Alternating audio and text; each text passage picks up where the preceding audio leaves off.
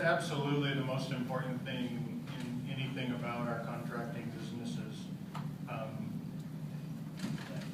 And generally speaking, the distributors that we're doing business with are adding value to the manufacturer's approach.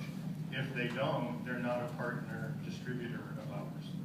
So it's key that everyone is on the same page together when you're looking at the advantages of shifting to a new product or incorporating a new product. John Hoffman, how important is that from our perspective, it's paramount. And you know, as I looked at that quote, everyone when you presented it to us, I said that doesn't represent the industry. I mean, I look at our distributor partners today, and the value in understanding what is important to the customer, as Mike just articulated, is I think first and foremost in the mind. I think the days of somebody just coming and saying, "Hey, I got a new widget. What do you think? Isn't it cool?"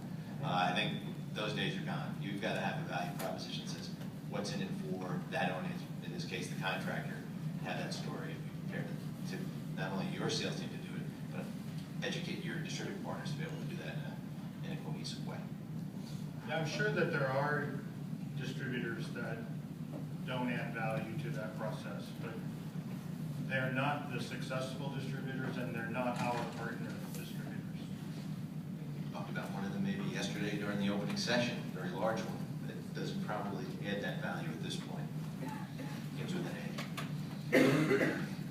Careful now. Don, again, when you're talking about innovation and labor savings, is that something that comes, is that something at the forefront when you're creating new products that aren't? Oh yeah, well, yeah, number one, number two, and number three to steal a good line. You know, I'm sitting here listening and I'm thinking some of the best training sessions I've been at were ones that were obviously set up by distribution with a key customer or customers. And I wasn't the only manufacturer there.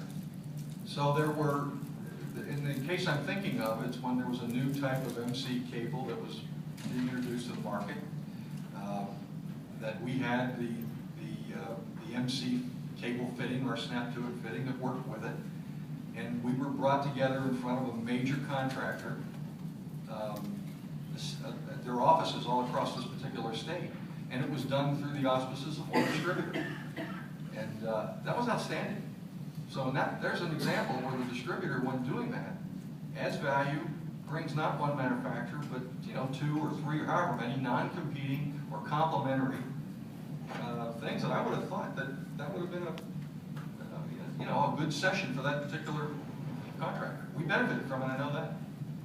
So Chris, from the distributor side, again, talking about labor savings, how is it important to get that information from manufacturers and be able to pass that on to your contractor customers? I think it's really important. I think when, I think Erin mentioned it when she talked about her cross-functional group that reviews the new products, and I mentioned it when I showed our decision point in our process flow that says, is this significant? And one of the questions that when you're pulling in those cross-functional teams that you're talking about is this significant? And obviously saving time and labor is hugely significant. So that would go down the more, intense efforts that you put forward to sell those products. So I remember when we first went through this a couple of weeks ago, when we saw this code, I think we said, geez, I want to be in that market because nobody stepped up and decided to be the guy in that market that trains their customers, and that's a big miss for firms in that market. Mike, how far into a pitch do you have to get to the labor savings part when you're sitting down and you're listening to a manufacturer, you're listening to a distributor? At some point, you're like, how long does it have to take before you get to that, before you lose interest? That's one of the things I try to interrupt and ask a lot is, how fast can we install it, what can we save, and how much does it cost? Because we want the benefit, but at the same time, if you have product A and product B, and there's such a premium for the labor savings, for the increased price to accomplish the labor savings, kind of nullifies the effort. But you don't get far into an effective presentation before you start dealing with those components. So the answer to this might be yes or no, but if you're a manufacturer and you're developing a new product or you're innovating a new product, if you're not thinking about labor savings and or ease of installation, don't bother. very, very important. Perhaps it's a new product that's accomplishing a completely new purpose, a completely new function that adds value, to your entire industry, to the entire work picture that you have. But generally speaking, it boils down to being more competitive and saving labor in the community. Okay, let's go on to our next slide.